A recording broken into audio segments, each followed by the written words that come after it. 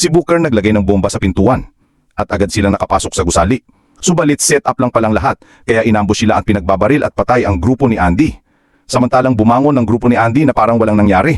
Isa pala silang immortal at nabuhay silang lahat. Gulat na gulat ang mga kalaban nila at agad pinatay ng grupo ni Andy ang mga kalaban nila. Doon nila nalaman na sinetap lang pala sila ni Copley na wala pala silang ililigtas na bata. Nakita ni Andy ang CCTV at agad niya itong sinira. Gulat na gulat si Copley. Matagal na palang minamanmanan ni Copley ang grupo ni Andy at nakonfirma niya na immortal pala talaga sila. Nagpalit sila ng damit at binaon nila ang kanilang mga damit. Nagsisi si Andy na tinanggap nilang trabaho at nakilala sila kung ano sila. Sa Afghanistan naman, isang babaeng sundalo na ang pangalan ay Neil. Si Neil ay mabait sa mga bata. Tinatanong niya ang mga residente doon na kung kilala nila ang lalaki na nasa larawan.